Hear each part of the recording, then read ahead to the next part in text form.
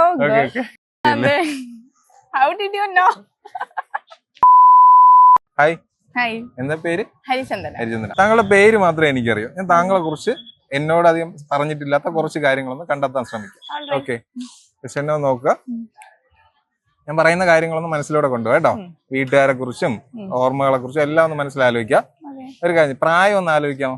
സ്വന്തം പ്രായം കണ്ടാൽ ഏകദേശം എനിക്ക് ഊഹിക്കാം. എങ്കിലും ഞാൻ ഉറപ്പിച്ചു പറഞ്ഞു താങ്കൾക്ക് 20 വയസ്സാണ്. ആണോ അല്ലേ? ആണ്. Exactly. ആണ്. നമുക്കൊരു കാര്യം, ജന്മനക്ഷത്രം ഒന്ന് ആലോചിക്കാമോ? കൈയൊന്ന് നീട്ടാമോ? തിരികെ ഇങ്ങനെ. ജനിച്ച നക്ഷത്രം അറിയോ? ഒന്ന് മനസ്സിലാലോചിക്കാമോ? അർച്ചനയൊക്കെ കഴിച്ചിട്ടുണ്ടല്ലോ ക്ഷേത്രത്തിൽ. ഇഷ്ടം പോലെ. മകം നക്ഷത്രത്തിലാണല്ലേ? ശരിയല്ലേ? ഓക്കെ. വീട്ടിൽ ആരൊക്കെയുണ്ട്? പറഞ്ഞാൽ മതി. ആരൊക്കെ ഉണ്ടെന്ന് പറഞ്ഞാൽ മതി. വീട്ടിൽ ആരൊക്കെയുണ്ട്? അച്ഛൻ, അമ്മ, ഞാൻ മാത്രം 3 പേർ. അച്ഛന്റെ പേര് പെട്ടെന്നൊന്ന് മനസ്സിലാലോചിച്ചോ. താങ്കളുടെ പേര് ഹരിചന്ദന. മലയാളത്തിൽ എഴുതുമ്പോൾ 3 അക്ഷരത്തിലുള്ള ഒരു വാക്കാണ്. ഇങ്ങോട്ട് നോക്കിയോ. അച്ഛന്റെ പേര് ഇങ്ങനെ പറഞ്ഞുകൊണ്ടിരുന്നു. പരിചയമുള്ള ഒരാൾ അച്ഛനെ ആ പേര് വിളിക്കുന്നതായിട്ട് മനസ്സിലൊന്ന് സങ്കല്പിച്ചോ.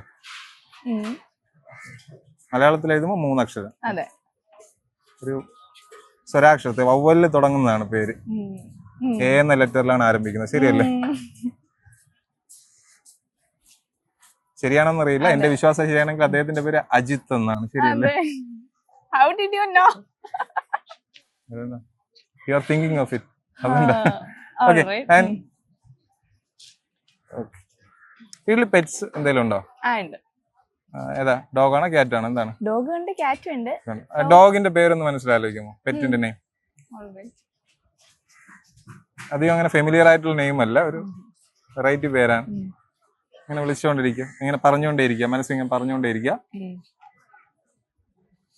എനിക്ക് അധികം വ്യത്യസ്തമായിട്ടുള്ള അക്ഷരങ്ങളൊന്നും അതിൽ കാണാൻ പറ്റില്ല. ഒരേപോലത്തെ അക്ഷരങ്ങളാണെന്ന് തോന്നുന്നത് ഇതിലുള്ള. ശരിയല്ലേ? നന്നു.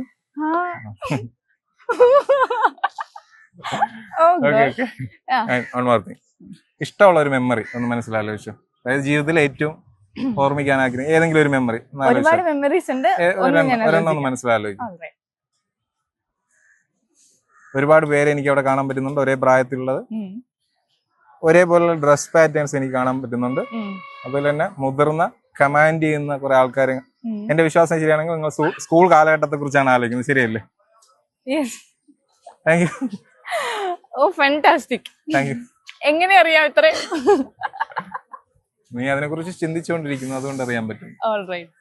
Thank you.